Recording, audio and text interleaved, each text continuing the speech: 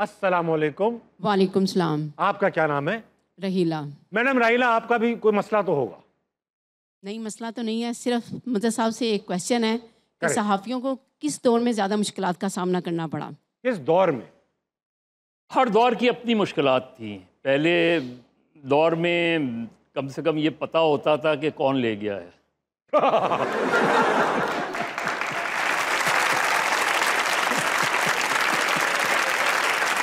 क्या बात है, सच्ची बात है। हाँ, पाबंदियाँ लगती थी, अखबार सेंसर होता था, तो हम इंफॉर्मेशन डिपार्टमेंट जाते थे अखबार लेके। हाँ। उसमें जो एक इंफॉर्मेशन अफसर बैठा होता था वो कहता था ये ख़बर निकाल दें, ये ख़बर निकाल दें। तो जब वापस अखबार लेकर आते थे तो सफ़ेद कागज़ होता था, और अखबारात ने पॉलिसी ये बनाई कि वो सफ़ेद कागज़ ही मार्केट में भेज देते थे। तो कुछ अरसे बाद एडवाइस आई, नहीं जी इसके अंदर आपको कोई ना कोई ख़बर लगानी है, क्योंकि मैसेज जा रहा था। तो जो अपोजिशन के थे ना अखबारात, क्योंकि वो सबसे ज़्यादा सेंसिटिव थे कि मार्शल्लाह का कहीं नाम ना हो, ज़िया का कहीं नाम ना हो, इस तरह का पीपल्स पार्टी की कोई पीपल्स पार्टी का नाम नहीं हो, ज़िया का नाम मतलब नेगेटिवली ना हो, और पीपल्स पार्टी की कोई ख़बर ना हो। सहाफ़ियों की तहरीक चल रही थी, वो कुछ ना हो, उसमें आप भी हिस्सा ले रहे थे। हाँ, मैं तो उस वक्त नहीं ऑन था, लेकिन उसकी बड़ी बड़ी स्टोरीज़ हैं उसमें। हमने उस पर किताब भी लिखी है, from lay off to lashes. Okay, उसमें वाह वाह। और सहाफ़ियों ने बड़ी दिलेरी से तो दौर की बात है, ज़िया साहब के दौर की। ज़िया साहब के दौर की कोई 400 के करीब सहाफ़ियों ने गिरफ्तारियाँ दी हैं खुद।